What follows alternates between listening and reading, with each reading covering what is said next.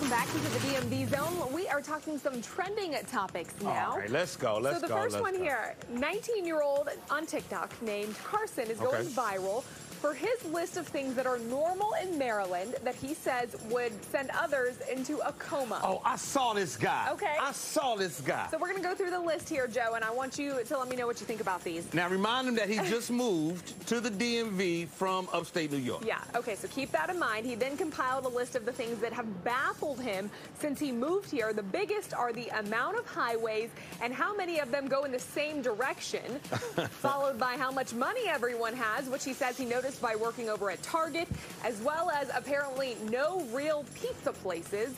Mr. Pibb also confuses him, as does the fact that people actually know and care about counties. Right. This one I can agree with. I feel like here people are very territorial over their counties. Are we? It's a thing, I thought. It's not like this everywhere else? No. No? No place I've ever lived cared that much about the county. Really? I mean, you knew what county you were in, but like here, it's a thing. I mean, you're like representing your county for sure. Wow, when I lived in Los Angeles, it was, Los Angeles and Atlanta, it was, Fulton County versus what was right under Fulton and right above. So it was a big deal because that affected the politics, how policy played out, and how, goods and the services in your county. I thought everybody did that. Here, so what do you think? I mean, from being out on the West Coast, I know when I lived in, San Diego area, it was just like San Diego in LA.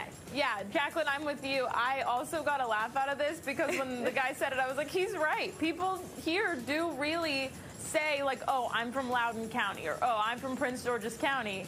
Yes, and indeed. I've never lived somewhere where that's a thing before. I think some people probably in California don't even really know or care what county Which county they live in. No, right, exactly. And the same thing, look, I mean, I've lived so many different places. We've talked about how I've been, grew up in the military, even when I lived in North Carolina. Like, you lived in Raleigh, you lived in Fayetteville, you lived in Cary. Right. You didn't identify with the county. That's something else. Interesting. Now, his assessment of pizza places. You got a spot for us? I just think he hasn't been here long enough, and he doesn't have enough DMV friends.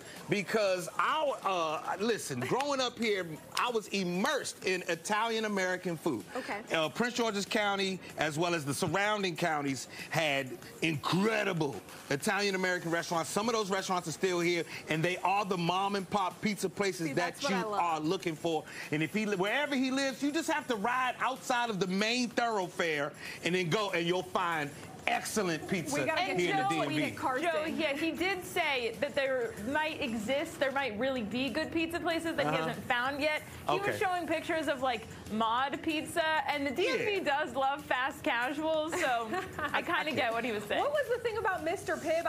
Maybe I'm missing this. I guess it doesn't exist everywhere. Mr. Pibb is the fake me out. I'm sorry. Mr. Pibb is a different version of a soda that's kind of close to a soda called Dr. Pepper. So he had never heard of that. I, of course, grew up with Mr. Pibb. Me and Mr. Pibb as friends. I done took him out a couple of times.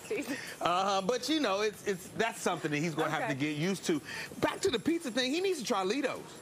I have not tried that place, actually, yet. Time out. No, I haven't. Hold on, time out. You haven't had a Lido's pizza? I haven't. How long have you been here? Should I leave the studio now? How long have you been here? 2 years. Oh, no, you're disrespecting at this point. I know. You are disrespecting it. It's straight up and down Maryland. It is College Park. Matter of fact, that is College Park pizza. You know what? Next time I'm out and about and I see one, I'm going to take a picture, send it to you, and say, look at me and my Lido's pizza. You have to go in and try. You have to go get some Lido's. All right, it's on my to-do list. I'll do that as soon as I can, Joe. You must. All right, so let's move on to our next topic here that's trending. Would you end a friendship over money? I won't even speak to my parents over money. Okay. No, I'm just playing. All right, so a new survey by Credit Karma finds that more younger people say yes. The poll found that more than a third of Gen Z and millennials are ending their friendships over finances. Gen Z and millennials are instead focused on making friends with similar incomes. 29% saying it's important to find friends that earn just as much as they do. The survey also found that 88% of millennials have taken on debt because of a friend. I don't like this. What in the world? That should not be the determining factor for your friendship. I could see how maybe it could put a strain on something. You've got friends that want to go to Europe for the summer and you can't go. That doesn't mean you end a friendship over it. Not at all. That's a matter of fact, I would help look, we all going to put in to help make sure that they can go. You're gonna add to That's the what I'm pot. from. I love that. Where I'm from, okay, what you got on it, bro? Oh, I don't have it. Okay, you give me something, you give me something, you give me something. We got you covered. You're straight. We're going to have a great time. Right here. Well, that's how we were brought up. We're going to take care of you if you're in our circle for you to come. But the thing that was disturbing to me is that they're cutting off people because of their income, meaning we not friends because you don't make enough money in your first job. We all just started. We've all been there. No, I don't like that. I don't like that. That is a bad trend. I don't know where that is coming from. That is horrible. Your wealthy friends and your low-income friends should all have the same value for you when it comes to your heart and your head, is how I feel about it. Motivational advice right here. There you go. What do you think? That was a moment of clarity. I think that Joe's comment there about making the money in your first job is a really good point, because the person who's making less in their first job probably isn't making less way down the line. Maybe that just means they followed a different path. But I'm wondering if maybe some of the friendships are the people who maybe are making less money and feel like they can't do things, so they might feel insecure about that. But I find it hard to believe someone's just cutting off a friend because they can't afford to go and do the things that There's they like a Friends episode of that, by the way, where Phoebe tells her friends that she doesn't want to go because she doesn't make enough money and they can't go to the restaurant. I get that. None of this. After that guy down at the World War II Memorial, nothing surprises me today, Haley. I'm sorry. I'm not surprised that people are cutting these people off because of incomes. That dude just threw me for a loop. Oh my gosh, we've been unpacking that all afternoon. Yes, and I'm sure I will for the rest of the evening. Yeah. Okay, moving on to our next topic here. An international airline wants to make packing for a trip a little easier. Take a listen to this. So Japan Airlines is now offering a clothing rental service for travelers. It's called Anywhere Initiative. The goal is to cut down on the amount of luggage you need to carry, which in turn would cut down on emissions. Travelers would need to reserve the clothing a month in advance, and they can use it for up to 2 weeks. Price-wise, the program starts around $30. Experts say renting clothes on vacation can allow you to try new styles without commitment, pack more consciously, and save time on your laundry. Haley, you know I probably already love this because I do Rent the Runway for our dresses here on TV. A lot of people do that in the news business. It would make my life so much easier if they could just somebody else, like, you know, here's the clothes I want, send it there, it's all good. I don't have to do laundry when I get back and unpack because it usually sits there for like 2 weeks anyway. Are they new clothes that you're renting, or are these used clothes that people are renting?